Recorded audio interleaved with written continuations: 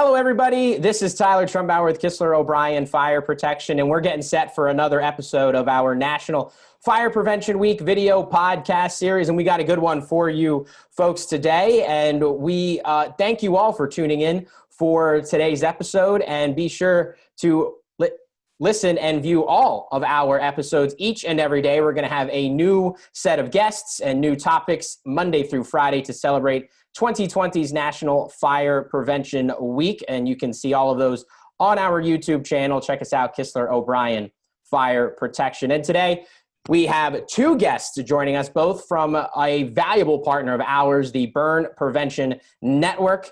We have Dan Dillard, the Chief Executive Officer of the organization, as well as Madelyn Ferdock, the Communications Coordinator for the Burn Prevention Network. Dan, if you could, maybe just explain a little bit about the Burn Prevention Network, the organization, and the role you play in the community for those that may not know that much about you guys. Sure thing. Most people aren't aware of the fact that burn injury is the third leading cause of accidental injury and death in the United States. It's one of those things that everyone has experienced a burn, but most people, I should say, don't categorize the injury as one of the top threats to their well-being. The reality is serious burn injury has been identified by trauma specialists as the single most devastating injury the human body can sustain and still survive. The good news is well over 75% of all injuries sustained by burns are preventable. So our mission, the Burn Prevention Network's mission, is to create awareness on the frequency and devastation of burn injury, and to present information to help individuals avoid this injury. And we've been very successful in that over the last 35 years, Tyler. Maybe this question for both of you, maybe start out with Madelyn for you to get your response. I mean, what has your specific role been with the Burn Prevention Network, and what is your reason towards your passion for the organization, the causes, and the industry of fire and life safety overall meant to you? So I've really been involved in the Burn Prevention Network for a while now. When I was 9 years old, my younger brother, who was 7 at the time, was in an accident in our home, and around 70% of his body was burned. So we went to the Lehigh Valley Hospital and received treatment there. And after that is really when my mom and dad started getting involved with the Burn Prevention Network. So we started volunteering with them and attending all their different events and really getting to know Dan very well. And so that's kind of where it stemmed from me, where it started, and I started getting more involved with the community efforts as well as the volunteer opportunities. And then after graduating from university recently, I had been focusing in marketing, and this opportunity came about after talking to Dan. And so I made the decision to join the Burn Prevention Network, as it was something that I was already passionate about. So wanted to really, get more involved in a career opportunity. And Dan, from your perspective, kind of reflecting on maybe your own, personal journey with the Burn Prevention Network, and now in the role of CEO, but maybe also seeing, from a bird's eye view, individuals like Madelyn who have entered it from a volunteer role, grown it into a more of a staff member role, and others who maybe are just longtime devoted volunteer members who organizations like yourself rely on those people who you almost see as staff members, but they're truly, volunteers and are driven by their passion and their desire to help the greater good of your mission. What have you seen, from this industry since you've been in it? I think one of the most gratifying things about the work we do is the ability to partner with other organizations and other professions who pursue careers in safety. And we've been very fortunate to have a long-standing partnership with the first responder community, firefighters, EMS persons, down to the clinical care people, the specialists in the hospitals who treat the burns. And we kind of provide the connection that puts them all together, because many of them work in silos. The firefighter will respond to a call, will go into a building, find a victim, bring them out, and then they hand them off to the EMS person who begins resuscitation and care protocols. And that's the last the firefighter knows about that victim. The EMS person then will prepare them and transport them to the hospital and hand them off to the clinical care folk. That's the last they know about the victim.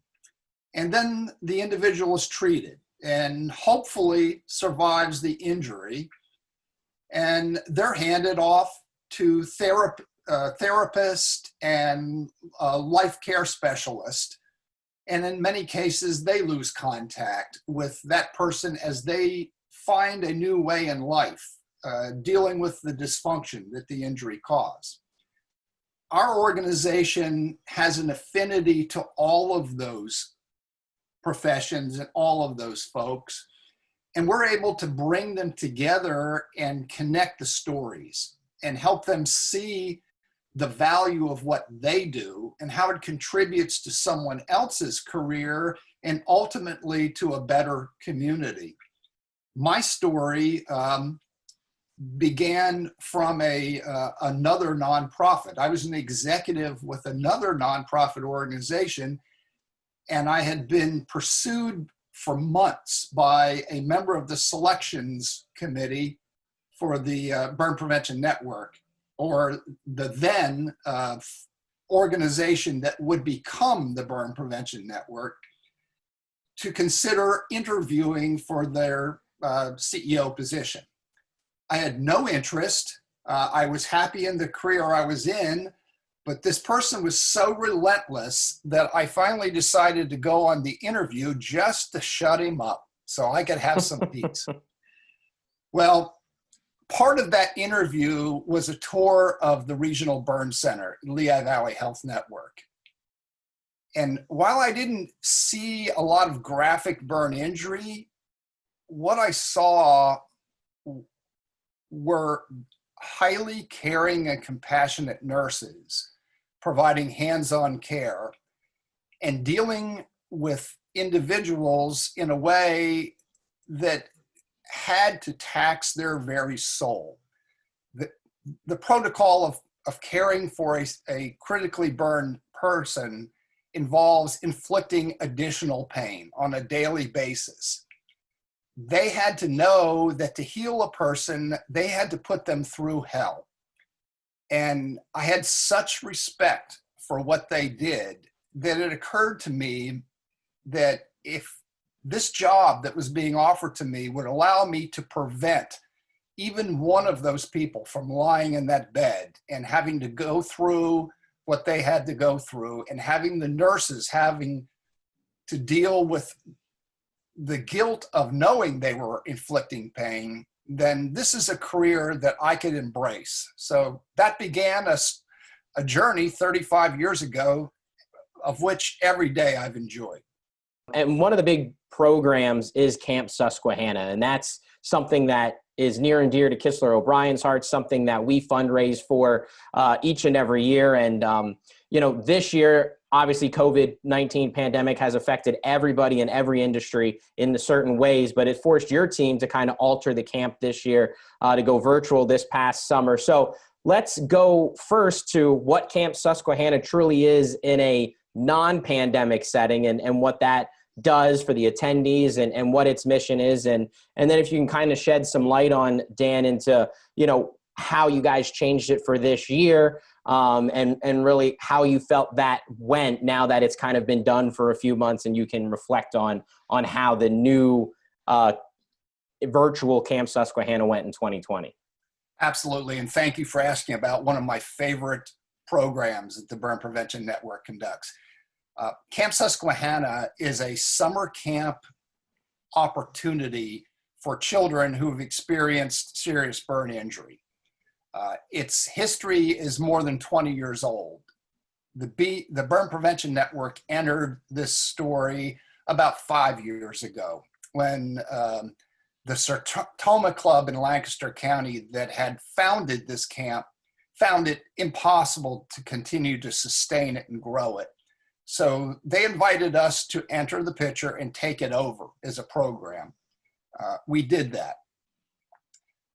The camp exists to do several things, Tyler. One is to provide a safe space where kids who have, many of them, have visible scars from burn injury, and in some cases dysfunction that they have to deal with, can come and just be kids and experience the same thing that an unburned child can experience in any number of summer camp settings. But here they can do that without having to worry about people staring at them, people making comments about their injuries, them being objects of ridicule in some cases. So it's a safe and nurturing environment. The camp offers the full scope of summertime activities. In fact, in many cases, even more than a lot of other camps. We have the nature studies, we have the swimming, the water skiing, the fishing, craft work. We even have a high ropes course and a trapeze course where kids learn to do high wire acts to build confidence. The whole thing is about building self-esteem and confidence to show them that they can achieve whatever they want to, despite their injury and despite maybe some of the discouragement they receive from other people. A very big part of it is administered by the psychosocial team that are part of our staff.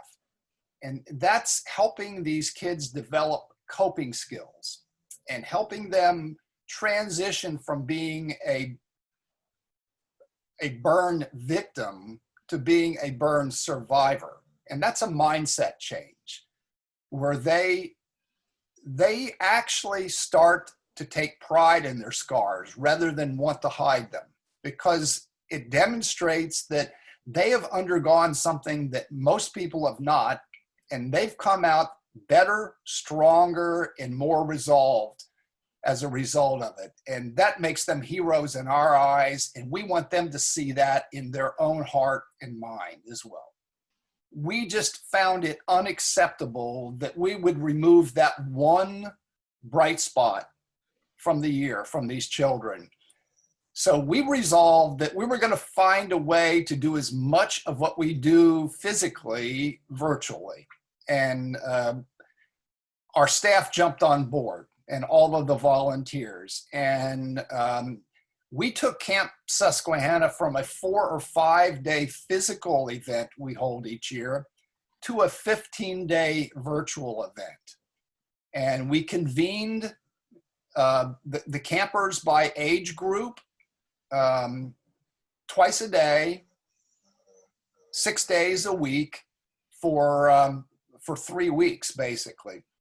The virtual camp went exceedingly well. We amazingly, we enrolled more children in the virtual camp than we had previously been hosting physically. And part of what made this so gratifying is we actually had 2 campers participate in the virtual camp Susquehanna this year from their hospital beds in the burn center where they were still undergoing treatment. Usually we only engage kids after they've been out long enough that they can sustain and take care of their own needs. This gave those kids still undergoing treatment and still in the very painful stages of burn care, a vision of what their life could be like and would be like down the line, because they were seeing other children who had been through what they were through. They were seeing how happy they were, how engaged and how capable they were. And we got feedback from the nurses that there was a dramatic turnaround emotionally and psychologically in these kids as a result of that. They were not just laying there enduring pain anymore. They were on a journey to a new life that they had seen a glimpse of. So we also have decided that once a year is not enough to bring these children together with their adult mentors. Because the virtual experience went so well, we're now going to be having quarterly Camp Susquehanna get-togethers. The first one coming up in October, and all our campers will arrive in costume that they have to design themselves from whatever they find around the house, and they're going to be doing all kinds of fall and Halloween type activities virtually. So we've learned, we've grown, and we've become better because of this pandemic. And Madelyn, from your perspective, kind of what has Camp Susquehanna meant to you for, back when you were a volunteer into now as a staff member, and how excited are you to hear that it'll now be going on multiple times in a given year? Yeah, sure. So, from a volunteer's perspective, I never actually volunteered with the camp or got involved in it. It was more something that my younger brother got involved with, but just seeing him come home from camp and everything, it always had such a positive impact on his life. And it was always something that he would look forward to. And I personally would look forward to all the goodies that he would bring back from camp as I would rifle through his backpack full of school supplies when he would come home, because Camp Susquehanna, in person, we give the campers a backpack full of school supplies for the upcoming year. And this year we sent them a camp in a box, which involved all the materials that they could use during the school year, but also for camp as well. And so that was a lot of fun. The volunteers had a lot of fun packing that, and putting that together was the hard work of our staff member, Jessica Banks. And then I think this year, though, we received a quote from one of our volunteers, and I just wanted to paraphrase and say a little bit about it, just because I thought one part in particular, she quoted a previous camper that she had, and this volunteer is a burn unit nurse, not at the Lehigh Valley Hospital, but she's been with Camp Susquehanna for about 3 years now. And so if it's all right, I'm just going to read it. Sure. It says, Camp Susquehanna is more than just a summer camp. It's a place where everyone understands without explanation, a place where you are accepted no matter what you look like, a place that no matter what happens at home, someone at camp loves you.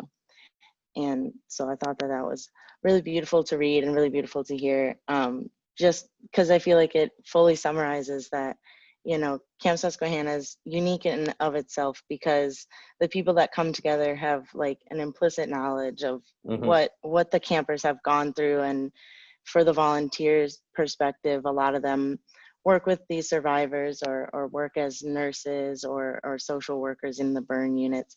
And so they know what the kids are going through and what their adult peers are going through as well, in terms of like the emotional burden and the emotional tolls it can take to be within this industry. So I think it's a really unique place, and we were so grateful that we were able to have it this year, virtually, but it was awesome to see the kids interacting with each other through Zoom and, kind of just completely adapting to this new type of camp. And I'm also very excited that we're going to be having it quarterly. That way the kids and the volunteers, they can, talk to each other throughout the year and get that support and have a time to look forward to where they can just be themselves and just have fun with each other. Yes, and thank you for sharing that quote with us. That's very powerful and certainly, is great to hear. So let's kind of shift gears a little bit. We talked about, the fire and burn injuries and how prevalent they are. Let's kind of dive into that a little bit more, as statistics show that nearly 500,000 fire burn injuries occur every year just in the United States. Obviously, these are numbers that you guys are looking at, tracking, experiencing every day with what you do. Dan, if you can kind of shed some light on how has that number been over the last few years? Do we see that trending up or down? Has it stayed steady? What are your thoughts on the current trends we're seeing as far as injuries sustained from fire and ultimately burns? Sure. Well, Tyler, when I began with this organization, we were looking at 2 million medically attended burns per year in the United States. So down to just under 500,000 is definitely trending in the right direction. And by and large, the incidence continues to decrease. The rate of decrease has slowed, and we're more in a plateau the last 4 or 5 years. But I think there's a couple reasons why that's happening. And a lot of it revolves around community awareness.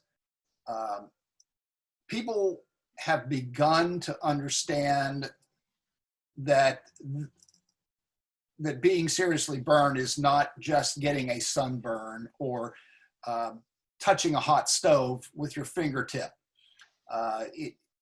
It leaves a lifelong impact on your body and on your psyche. And as a result, there's been a lot done in improved product design over the years that's been driven by consumer demand for safer products. There are some exceptions, and maybe we'll talk about that later in this interview, particularly when it comes to the state of Pennsylvania and fireworks. The other piece is we have pulled together the various public safety and injury prevention professionals across the country now. And we've unified the messaging, and we've made it consistent. We've made it fact-backed, data-driven, and we're now better communicating the reasons why people are being burned to communities and to individuals. And we're providing the same remediation messages to people about how to change your behavior or change your environment to reduce the incidence of burn injury. So the combination of improved product design, legislative mandates that create safer environments, and personal awareness of burn prevention behaviors and practices has contributed to a reduction in injury. And that is great to hear that number has come down, especially over the last few years since you started and really have seen that trend in the right direction. What are some biggest misconceptions or unknown tidbits about burns, burn preventions that you often educate people about, or something you feel that they should know about in just their everyday life? Well, the two that jump to the top of my head, Tyler, are the adage that a serious burn is something that happens to someone else, not to me. And that's something we need to get around, because the fact is over 75% of medically attended burn injuries each year happen in the home. They don't happen at work sites or in catastrophic explosions and fires. Those are newsworthy and they make the news, but 75% or more of these injuries happen in the place where people feel the most safe, most guarded, and most protected. So we have to convince people that they need to be on guard all the time, and we need to point out to them what behaviors and what hazards in the home are contributing to these injuries, and at what age groups they're more likely to receive a burn injury, so we can prepare them for that. So you kind of touched on this a little bit earlier with the fireworks. and how those laws have changed and adjusted in the Commonwealth of Pennsylvania over the last few years. But adding on to that, candles in the home, that kind of goes to the statistics you just spoke about, campfires and cooking in kitchens or over an open fire, even in particular. People interact with fire daily. We can just list the different ways that they do. How important is education on safety and fire protection for people, not just brushing it off like, oh, it won't happen to me, as you alluded to, but how important is it, especially since more and more people are dealing with fire more often each and every day? Yeah. Let me select two different scenarios out of what you just talked about. First of all, cooking in the home. Cooking is the single leading cause of fire in the home right now. Years ago, it was smoking. Smoking has, the percentage of population that are active smokers has reduced significantly over the years, thankfully. So now cooking is. Add to that a pandemic where kids are home and not in school as much as they used to be, where parents are juggling many, many responsibilities, including trying to work, trying to tutor their kids who are being virtually educated, and all the other tasks they have. And you have a formula for disaster. You have distracted caregivers and children with more time on their hands. So they attempt to do things they shouldn't. In some cases, it's cook before they've been trained to do that safely. Other cases, it's playing with fire. So getting information to people about using the back burners rather than front burners, keeping the pot handles turned sideways, how quickly the glass fronted panel on a home fireplace can reach 1,200 degrees Fahrenheit. Wow. And how it takes 45 minutes after that gas fireplace has been turned off for the temperature to return to a safe level. We see tons of toddlers who are attracted to the flames behind the glass. And if there's no barrier or guard between them and that glass, it's like they're approaching a TV. Mm-hmm. TVs don't get hot, but this fireplace does. And they put their hands on that, and their hands instantaneously sear to the glass. And when they pull them away, the skin stays on the glass. They have raw palms. We're seeing more and more of that type of an injury in the home. Fireworks is another story. Pennsylvania in 2017 revised its fireworks law and now allow the sale of really dangerous fireworks to consumers. We fought that, and we continue to fight that. We use North Carolina and South Carolina as kind of a template for what to expect. North Carolina has over twice the population of South Carolina, and they maintain laws similar to the laws Pennsylvania had before we relaxed the sale of fireworks to the public.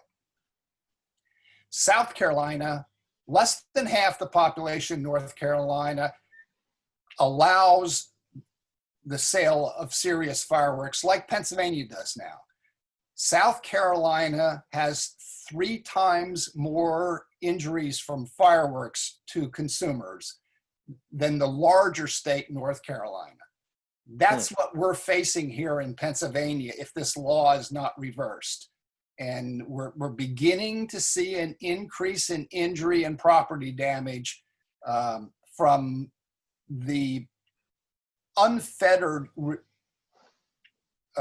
lighting of fireworks by consumers all over the place. I mean, 4th of July in my neighborhood is like a war zone. Just to wrap this up here, obviously we're having this video podcast series in October in kind of commemoration of Fire Prevention Week and month, and obviously something that we live and breathe every day, and trying to promote fire and life safety, but really in a more general sense, and also really how it relates to the Burn Prevention Network and yourself. Can you just describe how important this week, this month, and really overall fire and life safety is to you? Yeah.